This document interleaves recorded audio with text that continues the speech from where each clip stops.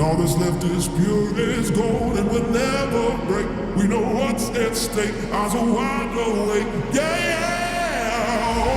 So why is this type of record interesting? Basically, it condenses all the hard work during 6-7 years. We put everything to the test. Since I'm a mechanic from the beginning, I have a good understanding what needs to be checked before doing these kind of runs. Everything needs to be perfect. Tires, suspension. The gearbox, the clutches, the engine, the aero, the wheels, the brakes. Maximum stress, because it is a big performance challenge in one very short period of time. There is no other test like this. That's what makes it exciting. Yes, you feel everything. The RPM is way higher. It's just screaming. I can't really compare it to another street car driven. It's just another level.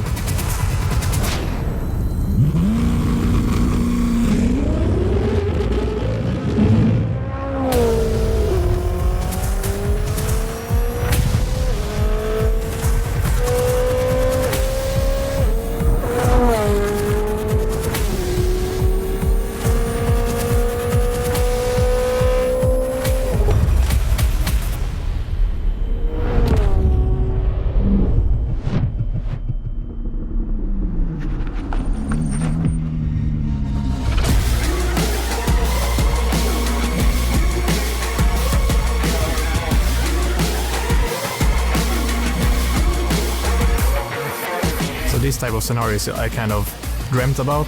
A new world record.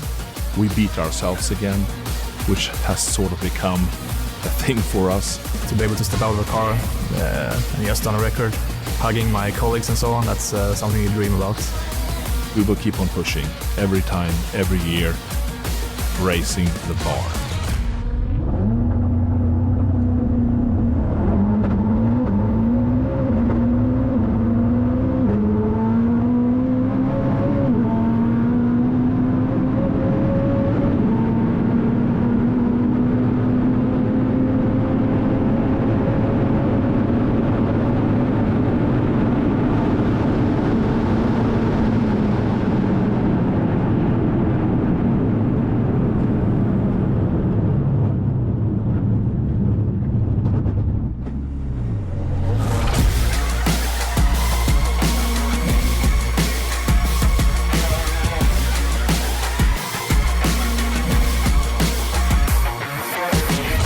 So here we are again at Örebro Airport in Sweden on a sunny day, almost exactly a year ago since we set the Regera world record for 0 to 400 kilometers per hour, back to zero again, and 0 to 250 miles per hour and back to zero again.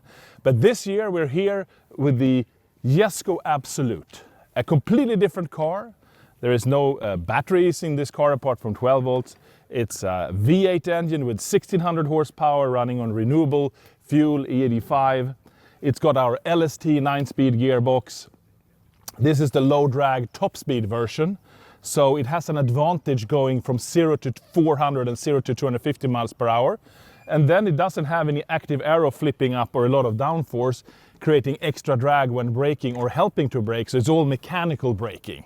So still, this managed to beat our own record from last year. We have a habit of beating our own records, which is quite interesting. But we managed to improve the 0 to 400 and 0 to 250 miles per hour time so much that even though it was 1 second slower in braking without all those aero helps and drag from downforce, the total time still became substantially improved. And what a day. Marcus, please come in. Amazing. Again, yeah, this is like deja vu. We were here a year ago doing exactly the same thing, same weather. So I guess we need to come back next year. What do you say? What are we bringing then? But how was your experience if you compare the two? You have all the gear shifting and then the high-pitch V8 just screaming in the back. So it's more eventful. More visceral. Yeah, more visceral. So let's say, even though the times end up not too different, Exactly. it's a completely different experience. With the Regera, it's like a very relaxed, super fast, Exactly. very Effortless. competent, effortless. This is visceral and more wild. Yep. So I guess pros and cons in a way. Exactly. And you feel like when you're reaching almost 400, this is way more slippery through the air. It just keeps on going. But braking, you don't have that assistance of the drag from downforce or the flip-up wing. Yep. So But you lose a little bit, but we all know what this is supposedly is capable in top speed, and then we need that setup. Yeah. And of course, we want to talk about the top speed record as well. And we have done a lot of preparation. Now it's really down to the tires, to have the tires approved for this speed. Then we will be ready to go. So we're hoping that can happen in the very near future as well.